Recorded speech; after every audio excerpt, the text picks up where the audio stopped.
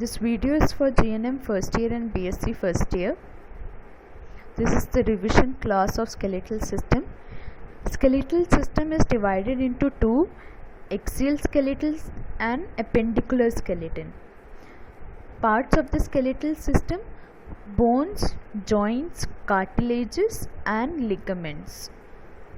ये सारे पार्ट्स है एक्सियल और अपेंडिकुलर के अंदर ही आते हैं. बोन्स आते हैं. स्केलेटल सिस्टम में क्या क्या चीज़ें आती हैं? सिर्फ बोन्स नहीं आते, जॉइंट्स भी आते हैं, कार्टिलेजेस भी आते हैं और लिगामेंट्स भी आते हैं. ये एक्सियल स्केलेटल सिस्टम है और ये अपेंडिकुलर स्केलेटल सिस्टम है. इसके बारे में हम डिटेल में नेक्स्ट वीडियो में पढ़ेंगे. अभी सिर्फ इंट्रोडक्शन है. एक्सियल स्केलेटल सिस्टम में skull, vertebral column, thoracic cage ये सब आता है. और अपेंडिकुलर स्केलेटल सिस्टम में upper limbs, lower limbs, pelvic girdle and pectoral girdle या शोल्डर गर्डल ये सब आता है अपेंडिकुलर स्केलेटल सिस्टम में. Functions of bones. बोन्स के क्या क्या फंक्शन है? Support the body. अब बोन्स क्या करती है? बोन एक फ्रेमवर्क है, एक स्ट्रक्चर देती है बॉडी को. बॉडी को सपोर्ट ही नहीं, सिर्फ स्ट्रक्चर भी देती है बॉडी को. अगर बोन्स नहीं होती तो हमारी बॉडी का जो स्ट्रक्चर है वो स्ट्रक्चर नहीं बन पाता. तो बोन की वजह से बॉडी को स्ट्रक्चर मिलता है, एक फ्रेमवर्क मिलता है. Protection of the soft organs.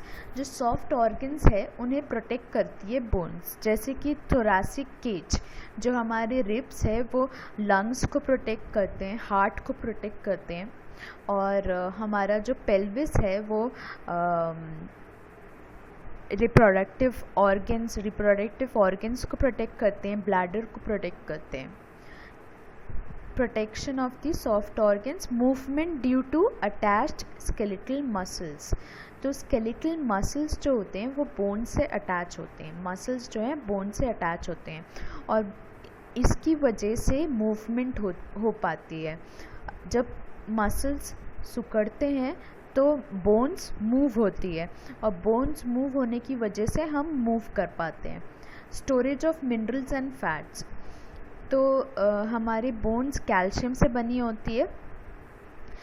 जब कैल्शियम की ज़रूरत होती है बॉडी में तो ये कैल्शियम बोन्स से निकलकर ब्लड में आ जाता है.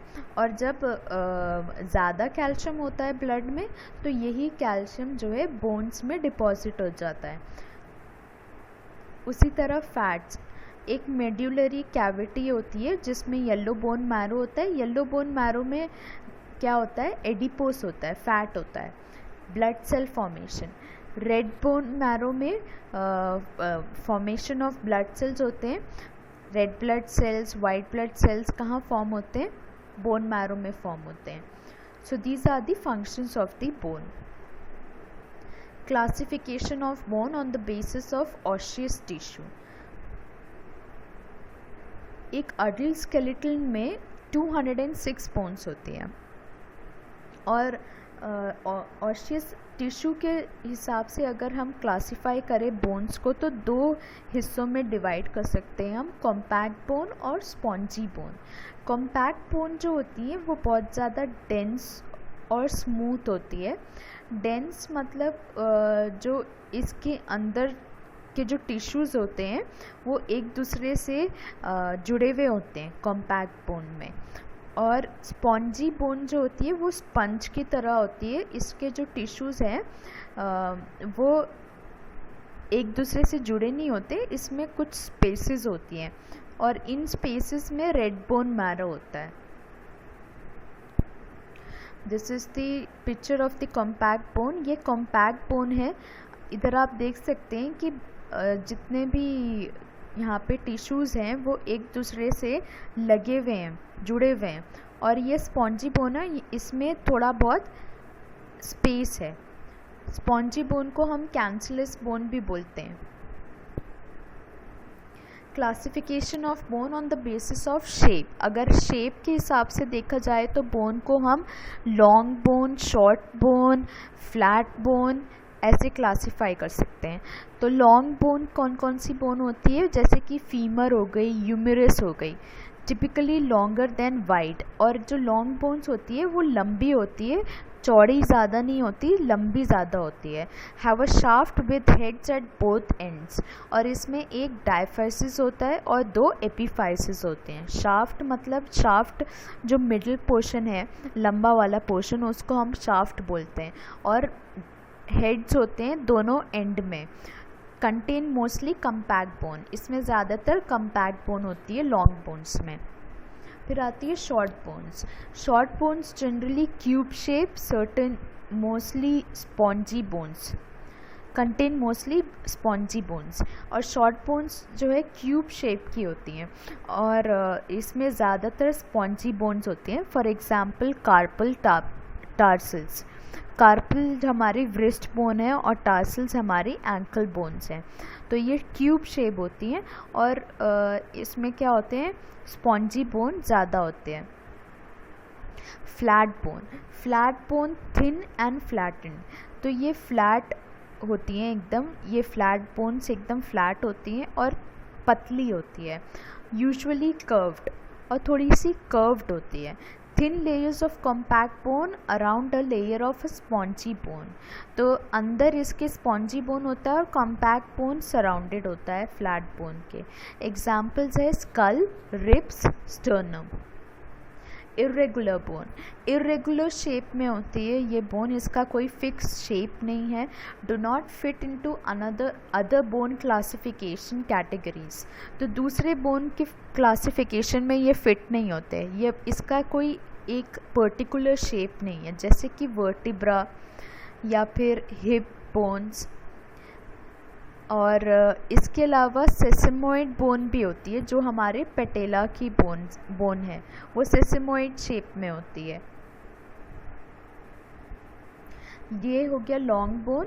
ह्यूमरस ऑफ द आर्म या फिर फीमर, ये लॉन्ग बोन के एग्जाम्पल है। फ्लैट बोन में आ गया स्टर्नम या रिब्स, या फिर स्कल बोन भी फ्लैट बोन होती है। इर्रेगुलर बोन में आ गए वर्टिब्रास, और शॉर्ट बोन में carpal of the wrist, tarsal of the ankle, और सेसेमोइड बोन में आ गई हमारे पटेला।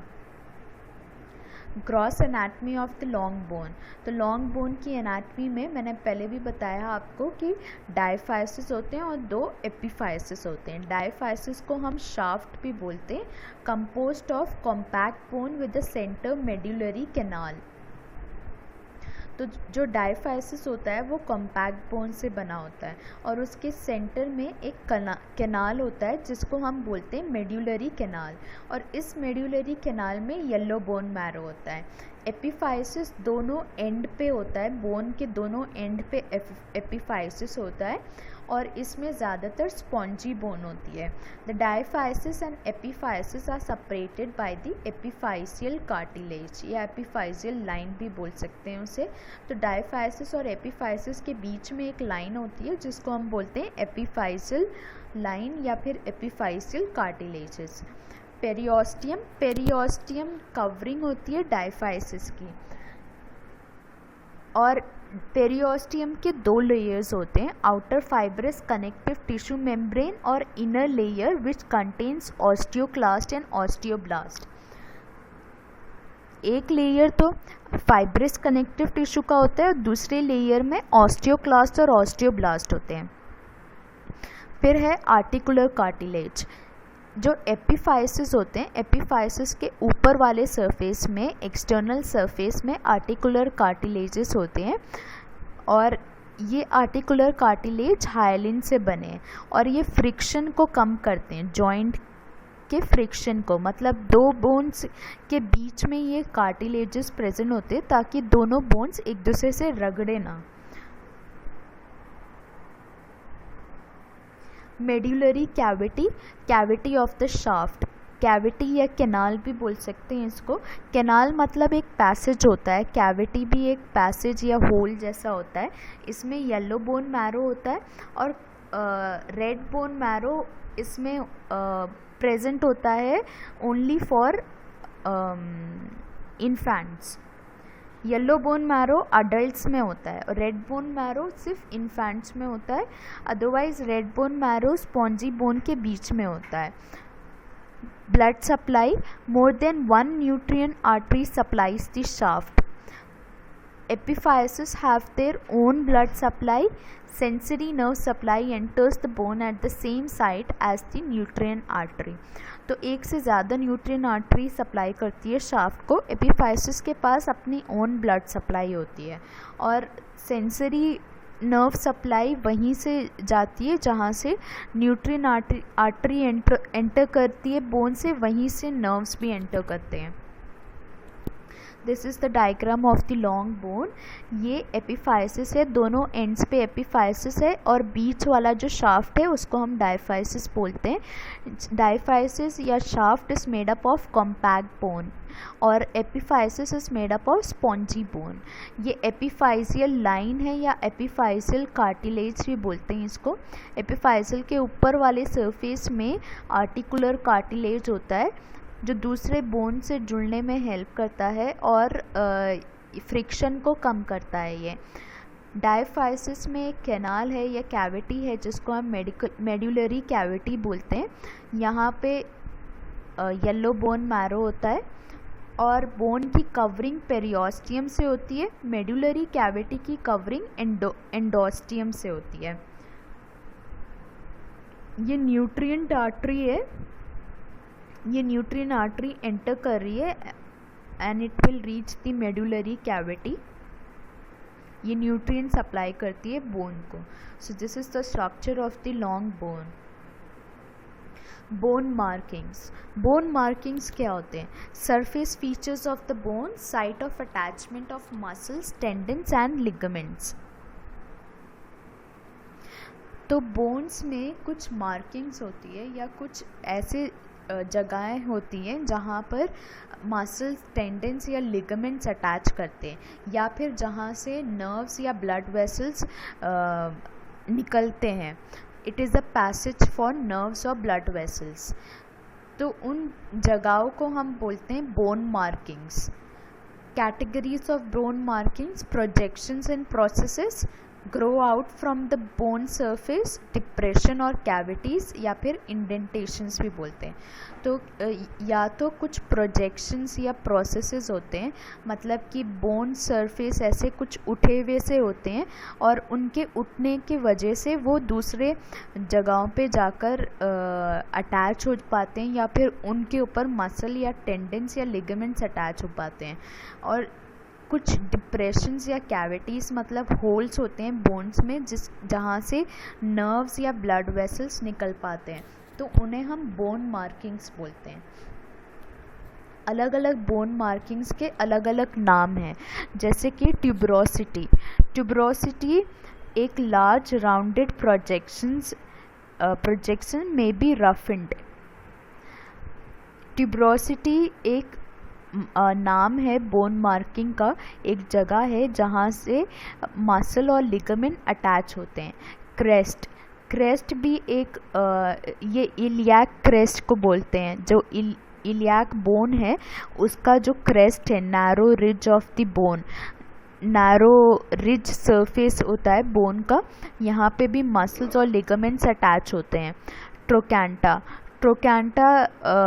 हम जो फीमर है, फीमर में होता है ट्रोकैंटा और यहाँ पे भी मसल्स और लिगामेंट्स अटैच होते हैं।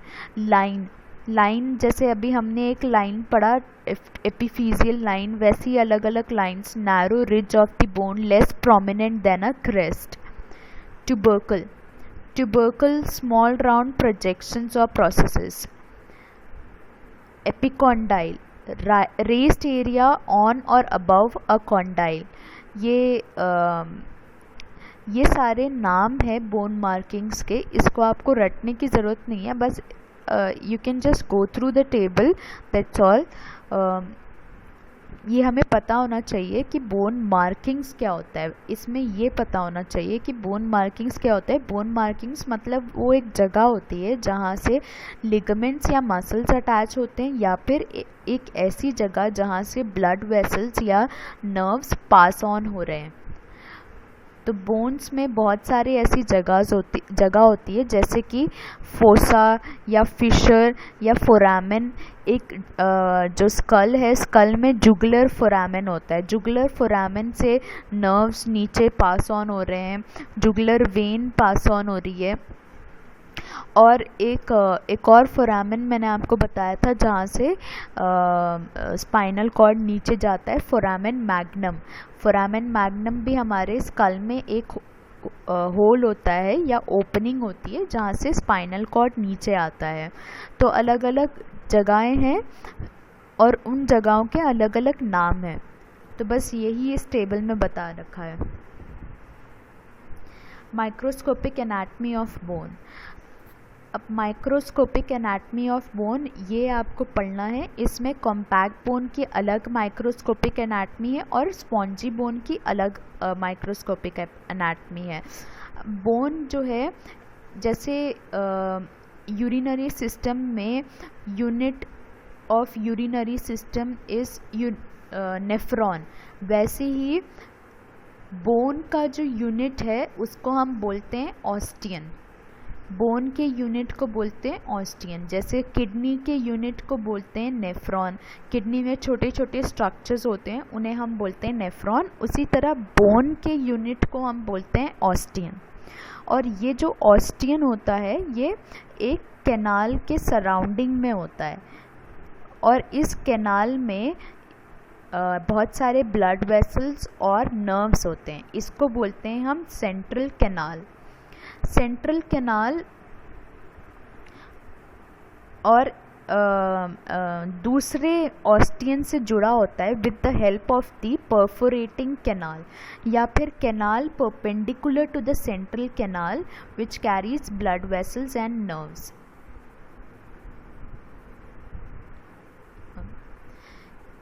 ये एक ऑस्टियन है, दिस इज वन ऑस्टियन, ये एक ऑस्टियन है। अब बहुत सारे ऑस्टियन मिलाकर कॉम्पैक्ट बोन बनती है। इस ऑस्टियन के बीच में एक कैनाल है, ये कैनाल या पैसेज है। इस कैनाल में ब्लड वेसल्स होते हैं या फिर नर्व फाइबर्स होते हैं। अब इस कैनाल को हम बोलते हैं सेंट्रल कैनाल। इस कैनाल के सराउंडिंग में होता है ऑस्टियन। सेंट्रल कैनाल दूसरे ऑस्टियन से कनेक्टेड है with the help of the perforating canal. ये परफोरेटिंग कैनाल जो है सेंट्रल कैनाल के परपेंडिकुलर होती है। परपेंडिकुलर मतलब 90 डिग्री एंगल पे होती है। ये सेंट्रल कैनाल हो गया और ये परफोरेटिंग कैनाल, ये दो ऑस्टियंस में ब्लड सप्लाई पहुंचाने में हेल्प कर रही है। Perforating canal, so this is a perforating canal and this is a central canal. लैमेले। अब लैमेले क्या होता है? Rings around the central canal. अब सेंट्रल कैनाल के सराउंडिंग में रिंग्स है। ये पूरा ऑस्टियन हो गया, ये पूरा ऑस्टियन है, ये भी ऑस्टियन है। अब ऑस्टियन पे आप देख सकते हो ये रिंग्स है सेंट्रल कैनाल के आसपास। ये जो रिंग्स हैं, इन रिंग्स को हम बोलते हैं लैमेले।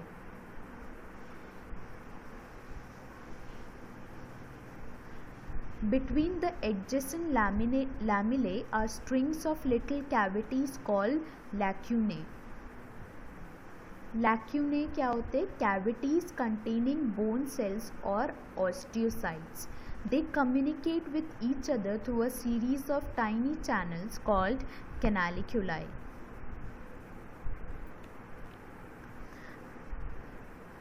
ये ऑस्टियन है। ऑस्टियन किसके सराउंडिंग में है? सेंट्रल कैनाल के सराउंडिंग में। सेंट्रल कैनाल में ब्लड वेसल्स होते हैं।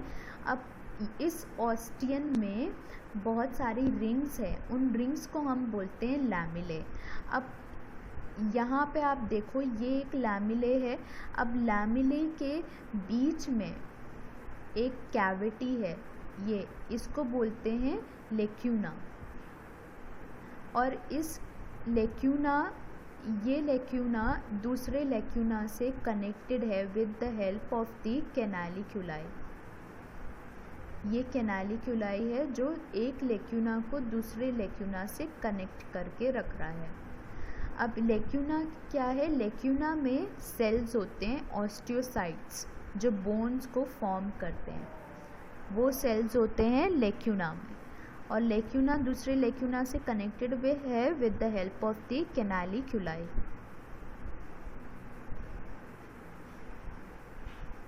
कैनालिक्यूलाई क्या है? These are tiny canals radiate from the central canal to the lacunae form a transport system. तो ये कैनालिक्यूलाई क्या होते हैं? ये दो लेक्यूना को कनेक्ट करते हैं और दो लेक्यूना में न्यूट्रिएंट्स भी सप्लाई करते हैं। स्पॉन्जी कैंसिलस और ट्रेबिकुले बोन। स्पॉन्जी कैंसिलस और trabeculae bone, it looks like a honeycomb. Honeycomb मतलब कि ये मधुमक्खी के छत्ते की तरह लगता है। Framework form by the trabeculae consisting of few lamellae and osteocytes connected by the canaliculi. तो इसमें जो लैमिले होते हैं और ऑस्टियोसाइट्स होते हैं बहुत कम होते हैं, और यहाँ पे ज़्यादा होते हैं कॉम्पैक्ट बोन में। Spaces between the trabeculae contain red bone marrow. तो रेड बोन मैरो कहाँ होता है? ट्रेबिकुले के स्पेसेस के बीच में, स्पॉन्जी बोन में। इस लाइटर देन दी, और स्पॉन्जी बोन जो है कंपैक्ट बोन से लाइटर होती है और ये स्केलेटन के वेट को रिड्यूस करती है। यहाँ आप देख सकते हो ये जो स्पॉन्जी बोन है इसके बीच में ये स्पेसेस है या ट्रेबिकुले है, यहाँ पे रेड बोन मैरो होता है, और इसमें कम लैमिले होते हैं, फ्यू लैमिले और फ्यू ऑस्टियोसाइट्स होते हैं। इनका वेट कम होता है कॉम्पैक्ट बोन से, और ये स्केलेटल सिस्टम के वेट को कम करती है।